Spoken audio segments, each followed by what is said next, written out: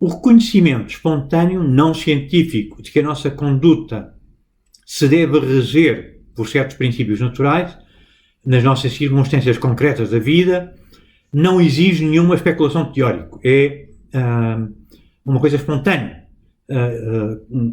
Temos dentro de nós uma coisa que aqui nos chamou sinderese, usando uma palavra grega, mas que é uma noção tirada da patrística e não dos autores gregos. Temos uma tendência natural, ou connatural, como ele diz, que nós traduzimos habitualmente por consciência e que nos leva a sentirmos bem ao fazer uma coisa e sentir remorsos, uma espécie de buzina a dizer que estamos a fazer mal, quando fazemos alguma coisa que acabará por nos estragar por dentro. Na filosofia moral moderna, nós tendemos a pensar na consciência como uma capacidade à parte. Para aqui não é uma capacidade à parte, não é uma faculdade, não é um poder humano. Para usar o seu vocabulário, não é uma parte da alma, mas é apenas um uso concreto da capacidade racional. É a razão, quando a razão se dedica a estudar, a refletir sobre as nossas inclinações naturais e sobre os bens para os quais essas inclinações nos dirigem. Portanto, é uma operação fundamental e natural da razão, mas não uma faculdade à parte. Como fruto desta operação mental, algumas ações são razoáveis como razoáveis ou boas e outras como irrazoáveis ou más. Portanto, o primeiro princípio da ação é fazer o que é bom e evitar o mal, mesmo que esta avaliação possa estar equivocada. Quer dizer, nós devemos seguir este princípio básico, mesmo que nos enganemos sobre o que é bom ou mau para nós. Se esta avaliação estiver errada de tal maneira que não pode ser evitada, o erro intelectual, devemos mesmo assim seguir o que a consciência nos diz, ou o que a sinderese nos indica. Pois é impossível percebermos que estamos enganados. Por outro lado, se a avaliação pudesse ser razoavelmente equivocada, por exemplo, procurando melhor informação, ou uma melhor preparação moral, ou repetindo atos que nos ajudem a aperfeiçoar-nos, então somos responsáveis em maior ou menor grau. Mas com uma análise científica ou filosófica das ações conscientes da revela, os juízos da consciência moral são vinculativos, quer dizer, obrigam em consciência. A consciência, no entanto, não é o que decide o que é bom ou é mau. Não é a consciência é uma fonte subjetiva de conhecimento, espontânea, mas não é o critério para decidir o que é bom ou mau para o homem. Isso o pode ser a própria lei natural, quer dizer, as regras segundo as quais os homens funcionam por dentro, aquilo que os torna naturalmente melhor, aquilo que os tende a aperfeiçoar e que nós temos dentro do nosso código genético, por assim dizer. É certo que alguns princípios morais podem, pelo hábito e pela educação, ser obscuros em certas alturas para um povo inteiro. Ele dá o exemplo dos gauleses que acham que é bom roubar, que quanto mais pilharmos, melhor. Não é? É até uma manifestação de coragem ou de virilidade. Portanto, o saque é uma prática social aceita. Ele diz que isto acontece, é frequente, mas os princípios básicos que a consciência detecta são os mesmos. Se nós não consideramos, os gauleses não consideram o saque um roubo, é porque a sua consciência está mal formada, habituaram-se a esta prática socialmente e deixam de considerar o saque o roubo de uma propriedade. Passam a considerar antes uma conquista, uma manifestação de coragem, ou seja, se numa certa sociedade se pratica o canibalismo, é porque, talvez fruto de uma religião cruel, como a Fenícia, os seres humanos perderam aos poucos a sensibilidade e habituaram-se a dedicar o seu filho primogênito a esse Deus cruel e a sacrificá-lo. Mas os sacrifícios humanos é uma coisa selvagem que a adequada formação moral permite corrigir, e, por outro lado, que não anulam completamente um certo sentimento de repugnância perante essas práticas, perante o canibalismo, perante os sacrifícios humanos, perante a violação, perante o aborto, etc. O ensino político de Tomás de Aquino sobre a consciência ou sobre a sindrese, portanto, implica uma interpretação de Aristóteles que é novo na sua própria época, porque para Aristóteles não há sindrese, quer dizer, ele não fala nunca de consciência ou de sindrese, diz que todas as pessoas bem formadas sabem o que é bom para elas, há um debate só sobre o qual é o bom equilíbrio entre os bens, e a prudência, a virtude aristotélica da prudência consiste só em agir como um homem reto agiria, quer dizer, em procurar os bons meios para aquilo que são bons fins e sobre os quais toda a gente está essencialmente de acordo, com essas divergências de proporção. Para Tomás de Aquino não é assim, exige para o homem naturalmente uma tendência para fazer o bem e para evitar o mal. As divergências surgem das aplicações concretas. Portanto, a doutrina política, o que é melhor na vida política, é apenas uma manifestação da sua doutrina sobre a virtude e sobre as leis e os preceitos. Basta dizer, talvez, que as suas reflexões sobre o direito e sobre a lei surgem na Suma Teológica em capítulos que estão entre o estudo das virtudes humanas e o seu tratado sobre a prudência e sobre a justiça.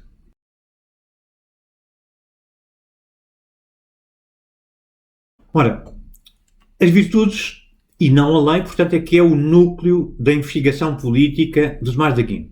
Na sua visão, a governação é fundamentalmente dirigir as pessoas de maneira que as aperfeiçoa como seres humanos.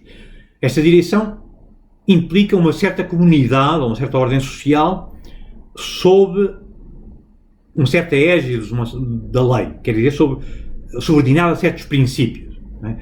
A lei é, portanto, e é a definição de Tomás de Aquino, uma regra e medida das ações que induz as pessoas a agir de certa maneira ou absterem-se de agir de outra maneira. E a regra e a medida das ações humanas é a razão. Não é fé, não é a teologia, é a razão. Portanto, a capacidade para deliberar sobre o governo, segundo o reto ou o justo entendimento, sobre o que é bom em relação à ordem social, em geral, o que é bom para a harmonia e para a ordem cósmica, é uma capacidade que é aperfeiçoada pela virtude intelectual, da sabedoria prática ou da prudência. Na Suma Teológica, São Tomás de Aquino distingue 4 tipos gerais de lei ou de governação. A lei eterna, ou cósmica, que é tudo foi criado por Deus segundo certos princípios, e é por isso que o cosmos tem uma ordem, mesmo nos seres animais mais pequeninos que o seu mestre Alberto Magno se dedicava a estudar ao microscópio. Exige uma perfeição incrível, está tudo ordenado.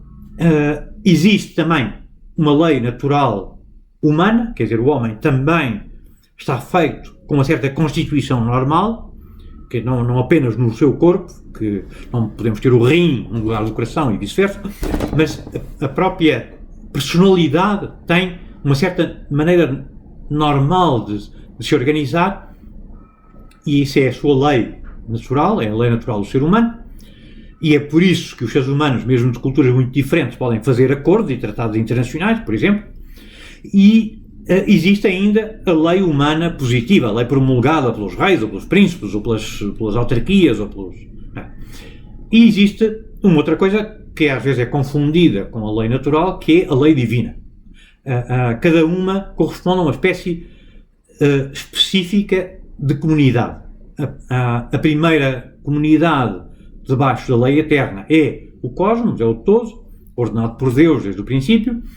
O segundo tipo de lei corresponde ao que podemos chamar a teologia natural de Tomás de Aquino, portanto, aquilo que podemos saber sobre o homem com base na razão, mas em função ou iluminada à luz da ideia de que Deus criou o homem, e que, portanto, a razão é melhor, mais importante do que o corpo. O homem é à imagem de Deus. E um terceiro aspecto, que é as leis positivas, as leis que constituem comunidades humanas, e uma quarta, que é o conhecimento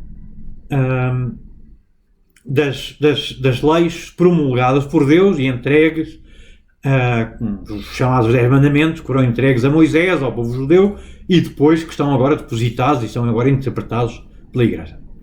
Bom, o terceiro tipo de leis, aquele que estabelece comunidades humanas, que dirige as comunidades humanas, políticas, é aquilo que nós entendemos por lei no sentido normal da política moderna, pelo menos no sentido trivial, mas há algumas diferenças importantes que nos apercebemos rapidamente, porque enquanto que nós tendemos a pensar que as leis que os reis ou que os Estados promulgam são essencialmente arbitrários, conduzir pela esquerda ou conduzir pela direita,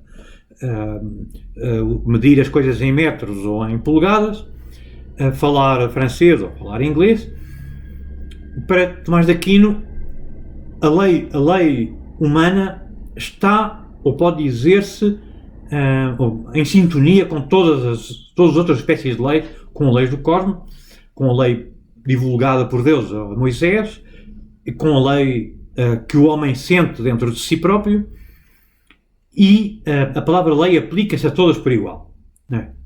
E há uma harmonia profunda. A lei humana corresponde à terceira espécie de comunidade, que é a comunidade humana. Esta comunidade não é apenas a comunidade política. Em primeira instância, é o governo dos pais sobre os filhos. Os pais governam os filhos na medida em que os orientam para desenvolver uma personalidade virtuosa, né? Portanto, não têm poder ilimitado sobre os filhos, ao contrário do que era tradicional e prática da época. Só são bons pais, só têm direitos sobre os filhos, o direito à gratidão dos filhos, se os inclinam a uma vida virtuosa, que significa também uma vida de bem-estar e depois uma vida de felicidade. Uma segunda instância, mais ampla, é a governação das autoridades sobre cidades, sobre reinos, sobre o que nós chamamos organizações políticas. Mas estas cidades ou organizações políticas também se orientam para o florescimento da excelência dos governados. O que implica que a autoridade política, direta ou indiretamente, ordene as várias partes da comunidade para que funcionem harmoniosamente em função do bem-estar de toda a comunidade. Esse bem-estar geral é o que Aquino chama o bem comum, né? E que passou a integrar-se na doutrina comum da Igreja. Esta é a raiz da força moralmente obrigatória da vida moral e da lei e da vida social. Os seres humanos formam comunidade quando, no uso da prática da sua racionalidade natural, consideram que tal é bom para eles. Segundo Aquino, os seres humanos não se associam para remediar necessidades ou para amenizar os males causados pela barbárie ou por um hipotético estado de natureza. Não, para eles é uma coisa que acontece espontaneamente, porque os homens não estão feitos para viver sós, né? Apesar das tendências, que de acordo com a teologia cristã, ele designa como a concupiscência humana, o orgulho, a ganância, etc., que podem prejudicar a vida social pacífica e harmoniosa e até perturbar o desenvolvimento dos seres humanos, a busca de certos bens decorre normalmente na vida social.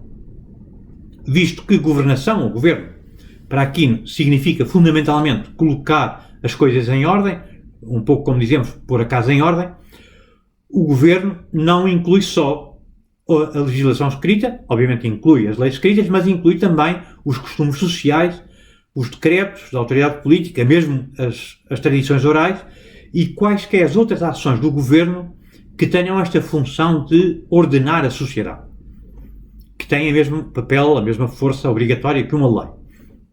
Mas existem duas exceções importantes. A primeira é que, se a lei humana contradiz ou se opõe a alguma forma superior de lei, por exemplo, a lei natural, quer dizer, a maneira como o homem está feito para viver, essa lei é ilegítima. E a segunda é que se a lei humana não é posta em vigor, não é promulgada de maneira que os seres humanos os possam conhecer com a razão, não é razoável esperar que os seres humanos lhe obedeçam. Portanto, estamos longe da ideia de que a ignorância não desculpa o incumprimento da lei. Pelo contrário, para Tomás de Aquino, a lei só obriga se for conhecida amplamente. É por isso que é bom que as leis sejam estáveis, que sejam divulgadas, etc. E que mudem pouco. Disse que o governo da lei humana consiste em colocar as coisas em ordem. O que é que Tomás de Aquino tem dentro por isso? A primeira ideia é que, sendo a família o primeiro exemplo, ou primeira instância de comunidade civil, esta ordem implica, grosso modo, que a própria vida familiar esteja em ordem, seja uma organização que proporcione os bens necessários à vida familiar, a alimentação, a cooperação básica entre os esposos e os filhos, no seio da família. Os pais, diz Aquino, têm naturalmente o primeiro papel natural no cuidado e na educação dos filhos. Na medida em que os pais cuidam bem desses filhos, os filhos devem obedecer aos pais e receber essa educação. Também aqueles que detêm a autoridade política têm um certo papel natural na promulgação das leis, escritas ou não escritas, que dirigem a comunidade para o bem comum. Segundo Aquino, a comunidade cívica é a melhor comunidade natural. Ele aqui segue Aristóteles, embora ele entenda que a cidade, a melhor comunidade política, tem dois sentidos diferentes. No primeiro sentido, é a melhor comunidade natural, quer dizer, a mais perfeita comunidade completa, que pode ter muitas formas, pode ser uma cidade, como dizia Aristóteles, ou pode ser uma república ou uma monarquia. Embora a experiência dele é que as monarquias são melhores e mais estáveis do que a república, mas isto até Rousseau continua a ser repetido. Portanto, é uma leve preferência para um certo tipo de regime, mas o que eu considero importante é que esse regime permita o ser humano florescer. Uma família, tal como uma comunidade, ou uma guilda de artesãos, ou uma universidade e por aí fora, não são tão completas nem tão abrangentes como é a república, como a res pública, a cidade. Não é? Portanto, num segundo sentido, a cidade é a melhor comunidade política na medida em comunidade que reconhece os seus próprios limites. Quer dizer, o homem descobre na cidade que a cidade não é o fim, não é o único lugar para a realização do ser humano e que tem que se abrir a uma lei superior. Quer dizer, os seres humanos podem ser felizes e virtuosos e bons, independentemente da sua pertença a este ou aquele país. Quer dizer, a lei ou o governo humanos perdem uma boa parte da sua força e perdem totalmente a sua força quando contradizem uma lei superior. É, obviamente, necessário obedecer primeiro a Deus do que a César. Né? Portanto, podem facilmente imaginar circunstâncias em que as instituições políticas de uma sociedade se deparem com um problema que abordam tão mal que chegam a contradizer aquilo que é a tendência natural do ser humano, por exemplo, deixando as pessoas viver miseravelmente ou gerando situações de profunda injustiça e, nesse caso, a autoridade política perde a sua legitimidade. E aqui nos explica em que casos, que são excepcionais para ele, é que é possível a revolução. Podemos então reter do que diz Aquino sobre a lei. Ora, governar para ele é essencialmente orientar os homens de maneira que eles possam ser mais perfeitos. Isto acontece numa comunidade que é constituída em função de um bem comum. Existem 4 espécies de leis e 4 espécies de comunidade. A primeira comunidade, por assim dizer, é o universo inteiro, e o universo é governado por leis. Existe também um conjunto dos seres racionais, em geral. Todos eles têm em comum uma certa lei que está dentro do seu corpo, do seu espírito, da sua maneira de ser, que determina que o seu corpo funciona de certa maneira, o seu espírito funciona de certa maneira, e depois existem comunidades humanas concretas, conjuntos de seres humanos, os franceses, os habitantes de Braga, os estudantes da Universidade do Minho, e cada uma dessas comunidades tem as suas leis. E depois existe uma coisa que é objeto da teologia, portanto não nos interessa, que é a comunidade dos crentes, a Igreja.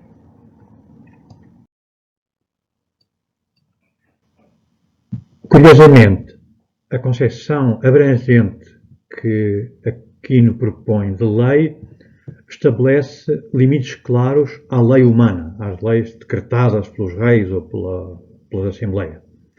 Por exemplo, uma lei não é verdadeira lei, sequer, não obriga ninguém, se essa lei mandar coisas que implicam desobedecer a uma lei mais alta.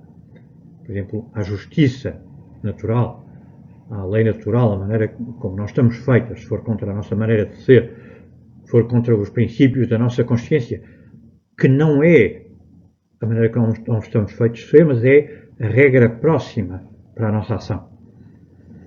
Também não obriga se não tiver sido devidamente divulgada, se não tiver sido promulgada. A ignorância da lei desculpa, portanto, a desobediência, ao contrário do que as leis modernas dizem. A menos, claro, que essa nossa ignorância seja, de alguma maneira, culpa nossa.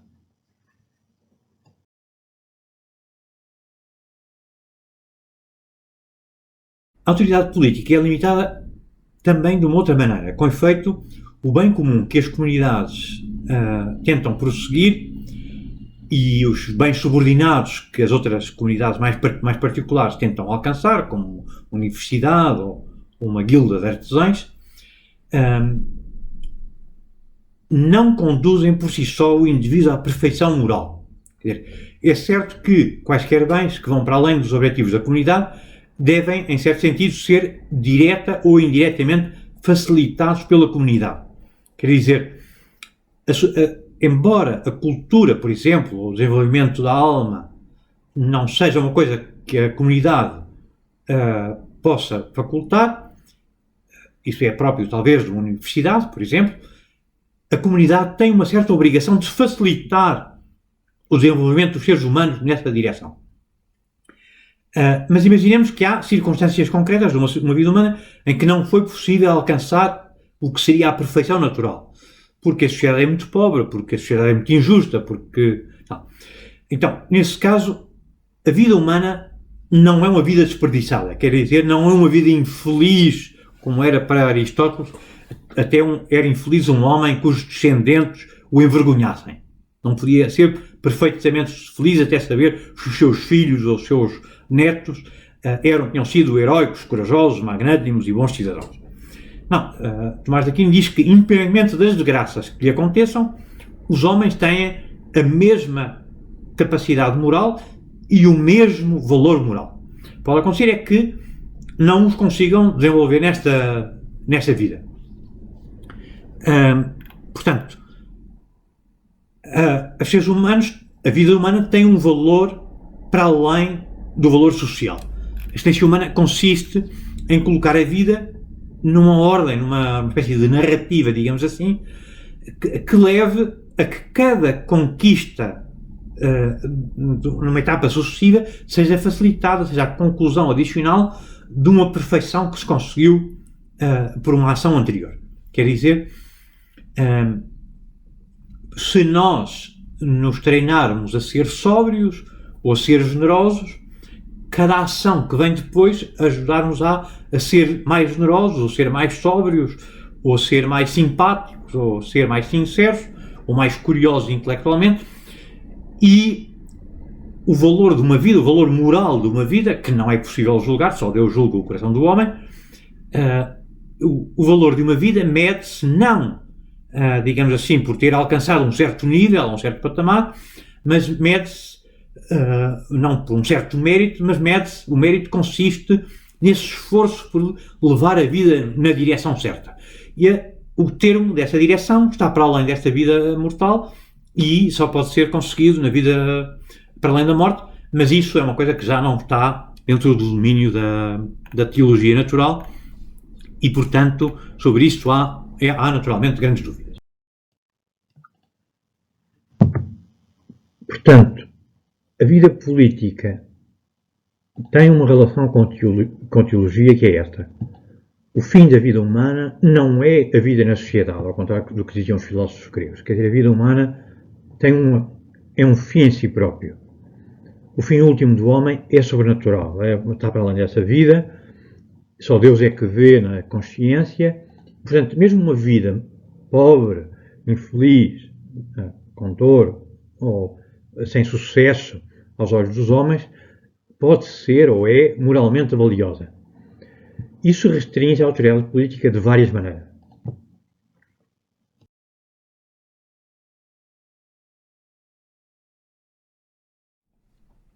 Se nos abstivermos na medida do possível, de imprimir os nossos próprios preconceitos sobre a visão política de Tomás de Aquino, descobrimos que não existe para ele nada que seja alheio à moral na vida política. Quer dizer, não é legítimo um governante ou um príncipe ser corrupto, violento, assassino, etc.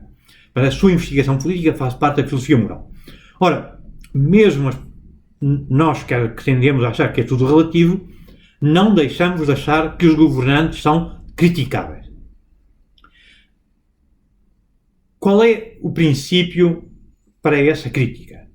Para Tomás de Aquino, o que nós herdamos é a ideia de que há uma certa harmonia com a natureza, em primeiro lugar. Em segundo lugar, há coisas que violam profundamente o ser humano, vamos chamar a isso a dignidade humana. E em terceiro lugar, existem as leis dos países. E em quarto lugar, mas é uma comunidade separada, um assunto da teologia, existe a lei de Deus. A lei de Deus positiva, os mandamentos. Ora, nós tendemos a pensar que deve haver alguma coisa acima das leis positivas, devemos poder avaliar se as leis do país são justas ou injustas e aperfeiçoá-las. Esta ideia, que é negada pelos positivistas jurídicos, é uma ideia que, no entanto, continua a inspirar os tratados internacionais, as declarações de direitos do homem, por exemplo, e que está na origem dos primeiros estudos, dos primeiros tratados de política internacional. Quer dizer, os discípulos de Tomás de Aquino, Francisco de Vitória, Francisco Soares, mesmo os protestantes como Grócios, recolhem de Tomás de Aquino a ideia de que as instituições de uma cidade não são o último critério, mas as nossas vidas dentro de uma comunidade política não estão limitados a esta cidade ou aquele Estado, nem talvez até ao mundo inteiro, obedecem a princípios mais fundamentais. Pronto, e esta ideia é uma ideia que persiste e é, por outro lado, o alvo da demolição de Maquiavel.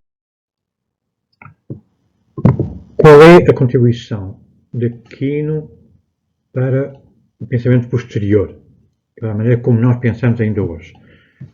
Então, a primeira coisa que ele diz, em ruptura com todos os pensadores gregos anteriores, é de que a vida política não é o mais importante para o homem. E a sua teoria da lei tem que ser lida como parte da teoria da virtude, mas isso significa que todo o universo, todo o cosmos é regido por leis, mas que só o homem tem capacidade de descobrir dentro de si as suas leis e agir de modo a aperfeiçoar-se, a crescer em virtude, aperfeiçoar as suas capacidades. Quer dizer que há leis mais importantes que os mandatos de um príncipe ou os decretos de uma nação. E, de facto, o desenvolvimento posterior da escolástica acaba por assentar as bases da lei internacional, com Francisco de Vitória e o Grócio, por exemplo, com base na ideia de que, acima das leis dos homens, existem leis mais importantes que unem toda a comunidade humana e até, digamos assim, põem o homem em sintonia com a natureza. A comunidade mais importante já não é a cidade, já não é a vida civil, é o mundo inteiro.